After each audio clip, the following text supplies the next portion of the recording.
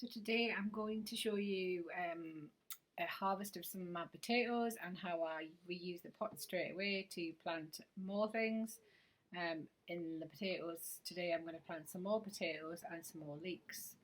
I've already popped some leeks in the garden, but these are going to be my kind of main bucket leeks. So I'm sure this part of the garden, this is about a month ago, a good month ago, um, and one of the reasons I'm showing you this is because it's the only shot of the potatoes that I'm going to harvest within here. You can see that broccoli long gone now. And here's my kind of main crop potatoes and my tomatoes, which are more or less all out now or planted. And here are some buckets of onions that didn't do too well. Alright, but just little things. They were just odd things. So these are the potatoes that I'm going to harvest today, and these are what they look like today. Pretty yellow, flopping over, just looking past the best, and that's a good sign that they're ready to be harvested. We've got lots of buckets here. You can see them still bubble wrapped around some of them because these were put in March, so they were bubble wrapped, they were double fleeced, they were really babied, and they've come out well. You can see here, I simply chop the tops off. This is how easy it is to harvest from these buckets. And all of that will go into the compost to make some more potatoes. And I just tip them out.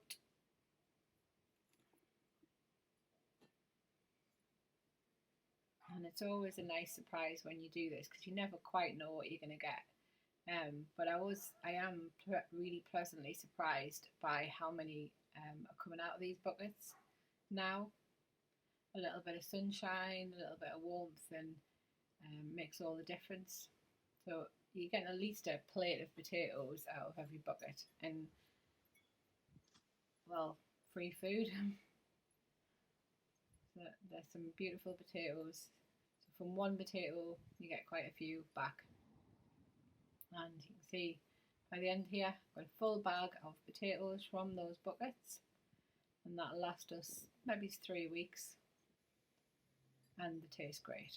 And this is all the soil I've got left after the potatoes, so that just goes straight back into the buckets. I fill them up about that far, and then I pop in some bloodfish and bone. And if I'm making potatoes, then I usually put a couple of egg cups of potatoes in as well. You can see here, put a little, like a handful or a scoop of bloodfish and bone into the bucket.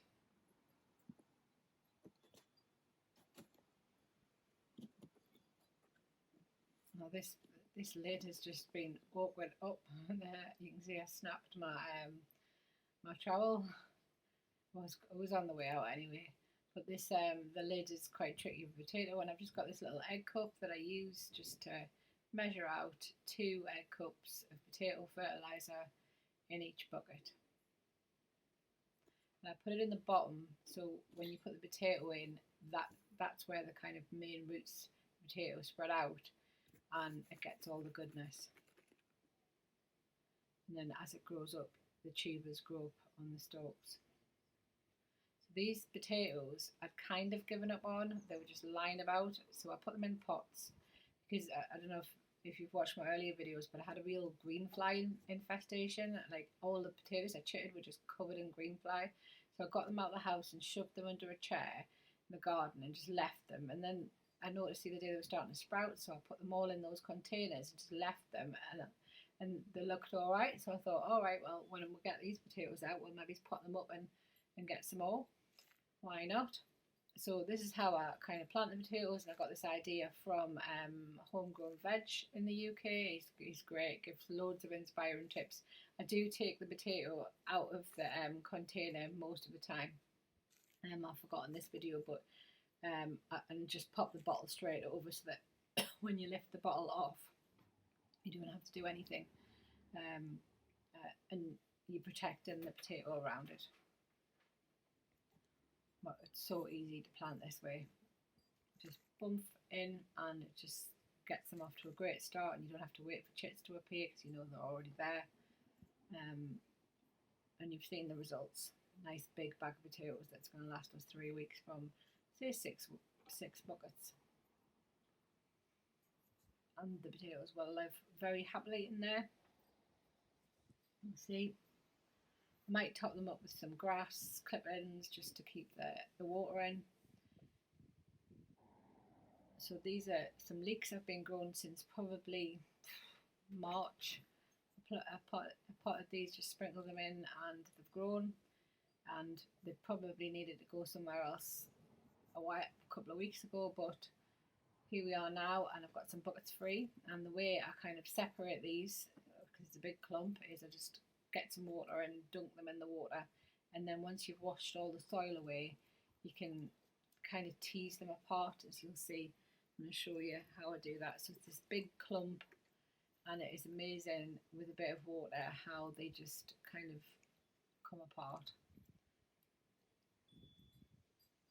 And they do really kind of sprout back, so it doesn't seem to damage the plant doing this to them. They don't seem upset.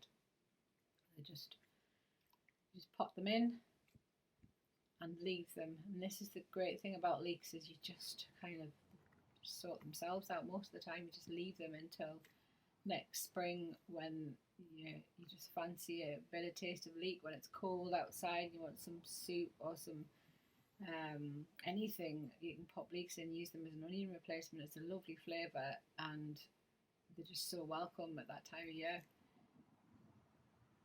And it's this succession, thinking about the future, that is really quite hopeful in gardening. You know, you're always kind of planning for the future, which is a nice thing. So I just use my dibber and dib 3 holes in. I usually put 3 leeks in a bucket because these are elephant leeks, which elephant kind of signifies they are like elephant garlic, bigger than normal. 3 leeks in a bucket, and I pop them down as far as I can, because what this does is it means the bottoms can blanch off, and that's supposed to be a bit sweeter if they go white. So there you go, 3 leeks planted in a bucket. I topped it up with a bit of soil, and that soil was just improved with bloodfish and bone. I didn't put the potato fertiliser in that one. So you can see, as if by magic, I've planted most of the leeks. We've got a few left, and I did actually just pop those in different places in the garden and see where they would go. But these are the leeks that I've planted up. About 3 leeks per bucket, and those will go behind the greenhouse, and that's just the water that the leeks were washed in. Nothing goes to waste. And here you can see them in their final resting place behind the greenhouse, and they will just stay there, like I said, until next January, February. Thanks for watching. Bye.